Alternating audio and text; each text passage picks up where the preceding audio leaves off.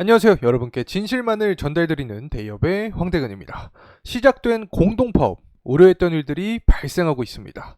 파업 결의를 맺은 이 삼성중공업, 현장 투쟁을 진행하며 조선업 전반적인 리스크가 다시금 부각이 되고 있습니다. 일각에서는 조선업의 위기가 시작이라는 이야기가 나오고 있는데 우리만의 의혹인지 과대 해석된 부분은 없는지 제가 직접 담당자와 연락했습니다. 또 다른 의혹들이죠. 페트로브라스 소송부터 해상폭력 프로젝트 공급 계약, 그리고 델핀 에프렌즈 계약의 행보까지 이번 영상을 통해서 샅샅이 파헤쳐 보시죠. 우선은 공동파업 이슈입니다. 끊임없이 이어졌던 인력난과 노조 이슈, 각 담당자는 어떠한 입장을 갖고 있는지, 삼성중공업은 어떤 생각을 하고 있는지 함께 살펴보시죠.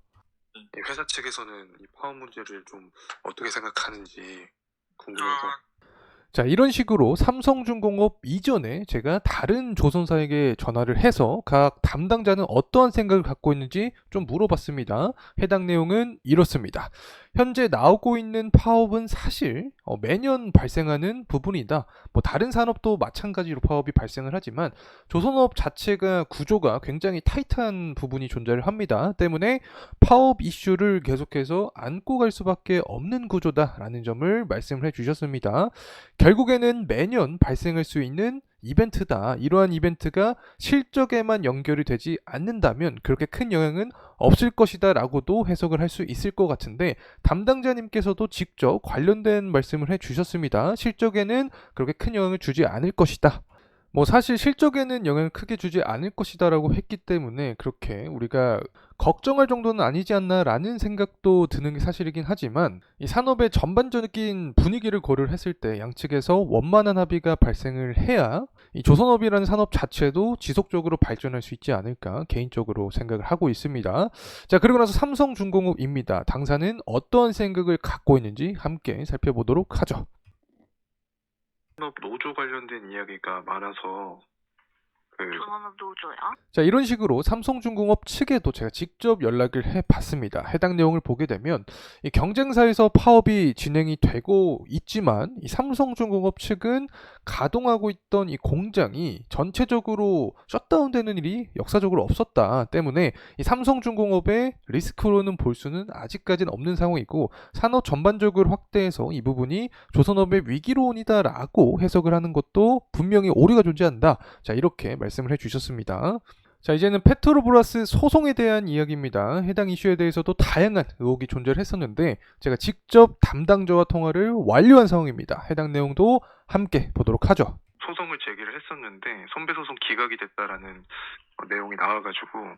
자, 이런 식으로 제가 질문을 해봤습니다. 해당 답변에 대해서 정리를 좀 해보면 2019년부터 이어졌던 이슈였다. 이 부분이 계속적으로 반복이 되고 있는 상황인데 2011년을 좀 돌이켜봤을 때 인도가 되었던 선박에 대해서 중개 수수료를 부정 사용했기 때문에 손해가 났다라고 이슈가 발생하면서 해당 사건이 시작이 되었다는 점 말씀을 드립니다. 일단 1심을 이미 진행을 했습니다. 페트로브라스 1심에서 패소에 대한 결과가 값이 도출이 되었고 2심에 대해서 항소를 다시 한번 진행을 한 거죠. 1심에서의 결론은 이 삼성중공업의 행위와 페트로브라스의 손실을 따져봤을 때 합리적인 인과관계가 없다고 나왔습니다. 그래서 2심에서 다시 한번 1심의 법원 판결에 오류가 없음을 알리면서 해당 사건을 기각을 했다라고 요약하면 좋을 것 같습니다. 결국에 이 중개인에게 지급한 중개 수수료가 부정 사용되었다, 당사가 손실을 받았다라는 식으로 주장을 했지만 이미 법원에서는 인과관계가 맞지 않다라는 결과값이 나왔고 이 삼성중공업도 페트로브라스의 일방적인 주장임을 강조를 하고 있는 상황이다. 해당 이슈는 어느 정도 리스크가 오프가 되지 않았나 생각을 합니다.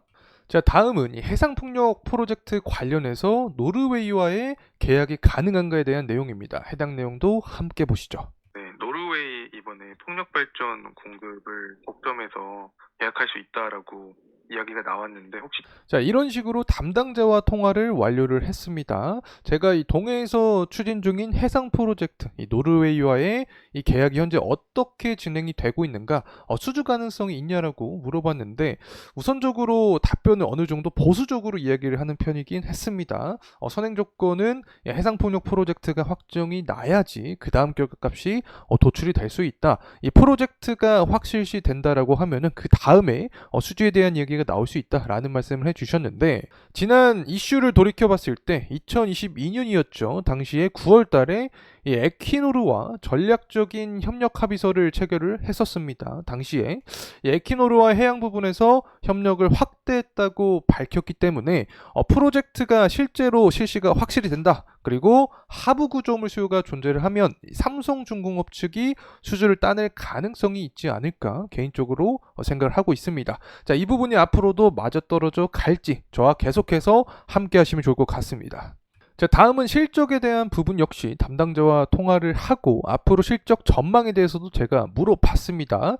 일단 4월 달에 이 FLNG 생산이 착수가 된다. 결국에는 삼성중공업은 방산 쪽을 어느 정도 포기를 하고 플랜트 쪽으로 집중해서 사업을 유지를 하고 있는 상황인데 이 해양 부분의 수익률이 증가를 했다. 그래서 이 부분이 2분기부터 매출 인식이 본격화되었고 이제는 저가 수주 물량을 털어내고 고가 수주 물량이 매출 인식이 되고 있는 상황이기 때문에 앞으로도 지속적인 우상향에 대한 전망을 할 수 있다. 자, 이렇게 말씀을 해주셨고 제가 생각하는 주목할 포인트는 바로 이것이라고 생각을 하고 있습니다. 일단 전반적으로 조선업 산업 자체를 파악을 해볼 필요가 있죠. 선가지수 자체가 지속적으로 상승을 하고 있는데 그에 대한 핵심적인 요인은 바로 선별 수주에 있다. 우리나라 전략 자체가 맞아떨어져 가고 있기 때문에 각 조선사도 수익성이 증대가 되고 있다라고 해석을 할 수 있겠죠. 그리고 조선뿐만 아니라 특히 삼성중공업에게 가장 좀 민감하게 반응을 할 수 있는 원자재가 유가랑 천연가스라고 설명을 드렸죠.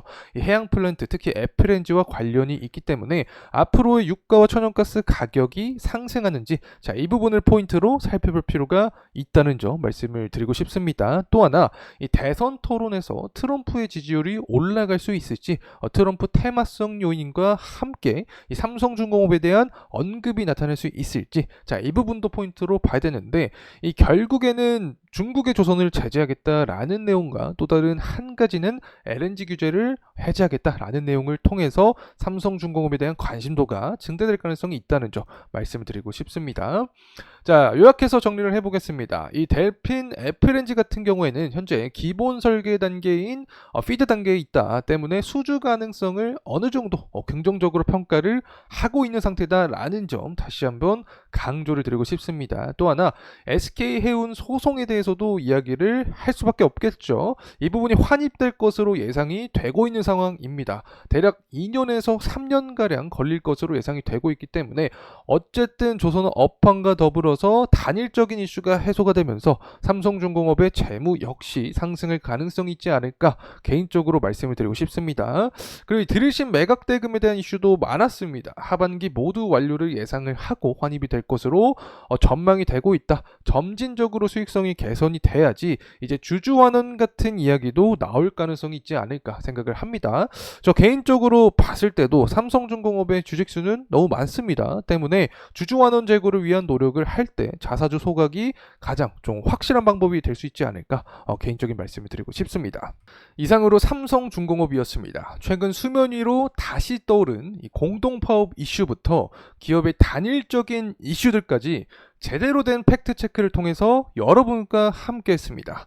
앞으로도 진실된 정보는 저희 대기업과 함께 하시죠.